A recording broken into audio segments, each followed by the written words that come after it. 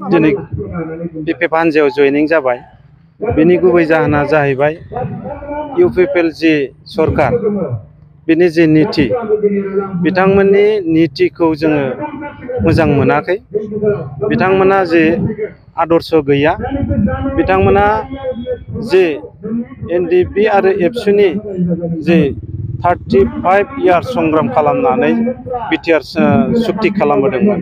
बे बिटिआर सुक्तिनि गेजेरजों बिथांमोना रायजो राजानि भट लानानै बिथांमोना बिटिआरखौ सालायदोंमोन।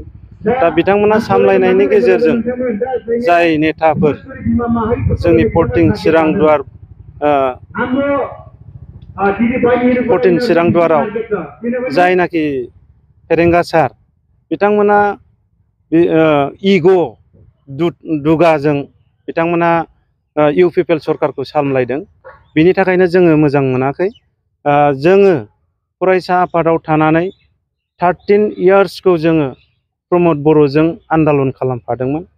बे आन्दालन खालामबोनायनि गेजेराव जोङो नुबोबाय जे बिटिआर सुक्तिखौ थांनाय 2020 मायथाइनि 27 जानुवारियाव जेरैबायदि सुक्ति खालामबाय, बे सुक्तिनि गेजेरजोंनो बिथांमोना जेरैबायदि सामलायदोंमोन, बिथांमोननि सामलायनायनि गेजेरजों जोङो नुबोबाय जेरै बिटिआरआव जाय दुखुआरि सुबुंफोर दङ, जायफोर न'खरफ्रा मुंख्लं जानानै मुंख्लङैनो दङ, जाय बन दाननानै जाग्रा बे बन दाननानै जानानै दङ।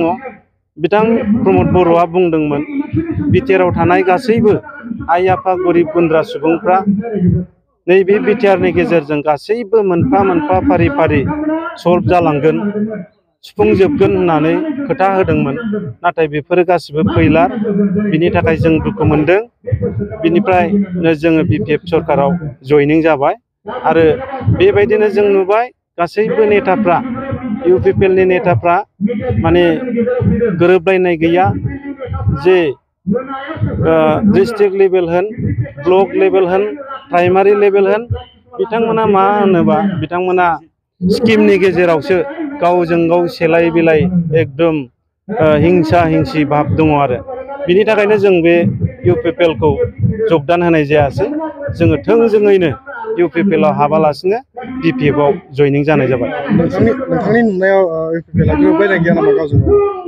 जोंनि नुनायाव गोरोबलायनाय गैया। जे जोंखौ ब्लक लेभेलावबो लानानै थांदोंमोन, प्राइमारि लेभेलावबो लानानै थांदोंमोन। बिथांमोना जोंखौ पर्टफलि होननानै लानानै थांदोंमोन। बिथांमोननि एनायनिखौ नुनानैनो जोङो जगदान जायाखै। नोंथांमोना दिनैहाय बेहाय बबे दोलोनिफ्राय आरो साबेसेजों जयेन खालामदों? बेहाय एक्स एनडिपि फोरनिफ्राय दङ।